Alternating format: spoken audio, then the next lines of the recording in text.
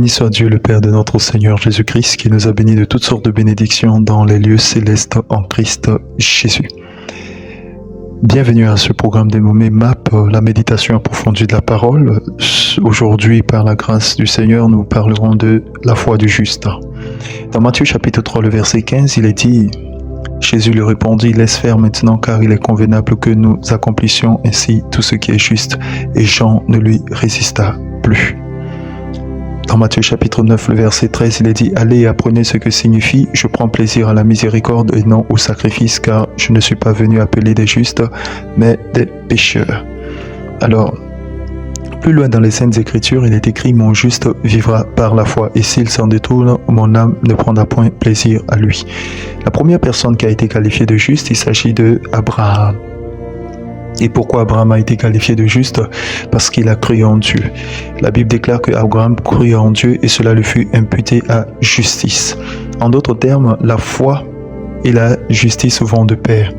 Justement, pour être justifié, pour être déclaré juste, il faut garder la foi. C'est l'une des raisons pour laquelle le Seigneur Jésus-Christ dira: Lorsque le Fils de l'homme viendra, trouvera-t-il la foi sur la terre?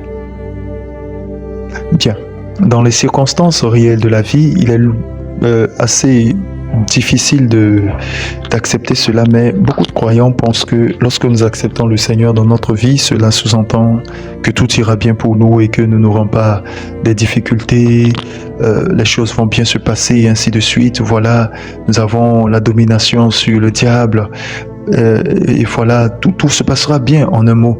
Mais ils oublient que le même Seigneur Jésus-Christ qui nous a rachetés à un grand prix a déclaré dans Jean chapitre 16, le verset 33, en disant: Je vous ai dit ces choses afin que vous ayez la paix en moi. Vous aurez des tribulations dans le monde, mais prenez courage, j'ai vaincu le monde. Voyez-vous, donc, si le Seigneur Jésus-Christ dit: Vous aurez des tribulations dans le monde et prenez courage, j'ai vaincu le monde, ça veut dire qu'il y aura des défis, il y aura des circonstances, il y aura des montagnes qu'il faudrait franchir, des barrières qu'il faudrait justement traverser et tout ce qui va avec. Et j'avais lors d'un enseignement précédent dit, en tant qu'enfant de Dieu, ne contournons pas la montagne, ne montons pas sur la montagne, ne la perçons pas pour traverser, mais nous la jetons, car le Seigneur Jésus-Christ a simplement dit: si vous êtes quelqu'un à la fois comme un grain de sénévé, il dira à cette montagne: ôte-toi de là et jette-toi dans la mer, et il verra ce qu'il a dit s'accomplir. En d'autres termes, il faudrait s'adresser de façon directe, de façon horizontale à Dieu, mais de façon verticale et tout, horizontale et verticale vis-à-vis de Dieu, vis-à-vis du problème, de la circonstance, vis-à-vis des hommes, à chaque situation qui est devant nous. Alors, qu'est-ce que tu traverses comme difficulté? Il faudrait que tu aies le courage de marcher toujours par la foi.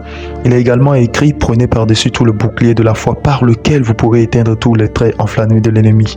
La beauté de la foi, c'est que la foi a bien évidemment commencé avant la nouvelle alliance, parce que Abraham est déclaré comme étant le père de la foi. Et la foi est une question d'engagement réel avec Dieu. C'est une question, je le dirais ainsi, permets-moi l'expression, de souveraineté. En d'autres termes, tu es libre de croire ou de ne pas croire.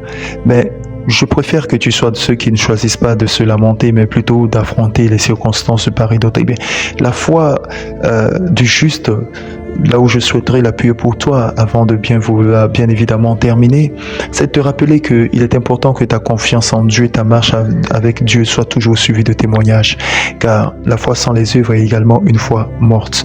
Et donc, quand je parle de la foi du juste, et que les Saintes Écritures disent que mon juste vivra par la foi, cela revient à dire que chaque fois que tu as le souffle de vie, alors tu devrais démontrer à chaque situation de ta vie, à l'existence d'abord de toute autre chose sur la terre, parlant de la création, que tu es le représentant légitime, légal de Dieu. Et mais au-delà de tout ça, il est important que tu puisses marcher dans les voies, dans les commandements de l'Éternel.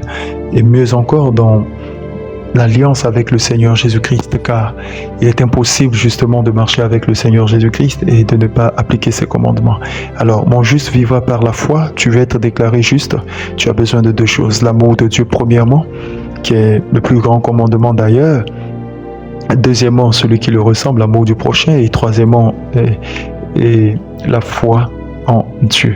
Alors que l'Éternel t'accorde cette capacité, cette habileté de pouvoir vraiment garder la foi. Si tu es là tu m'écoutes et que tu sembles défaillir, je vais te dire que la foi consiste à parler, à agir, à croire et à agir. Et le mot croire ne suffit pas parce que beaucoup pensent qu'il suffit de croire et puis c'est terminé. Non, non, croire ne suffit pas. Croire ne suffit pas. Je répète bien, croire ne suffit pas parce que la Bible déclare, tu crois en Dieu, tu fais bien, les démons aussi croient et ils tombent. Alors si les démons aussi croient et ils tremblent, alors la foi est quoi?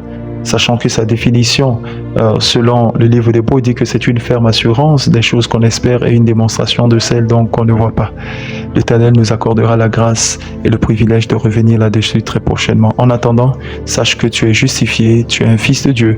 Et parce que tu es fils de Dieu et fils d'Abraham, le croyant, tu es déclaré juste, mais en même temps, ta foi doit faire ses preuves. Que Dieu te permette d'aller de l'avant. Les disciples ont dit, augmente-nous la foi. Mais la Bible déclare que nous avons tous reçu une certaine mesure de foi.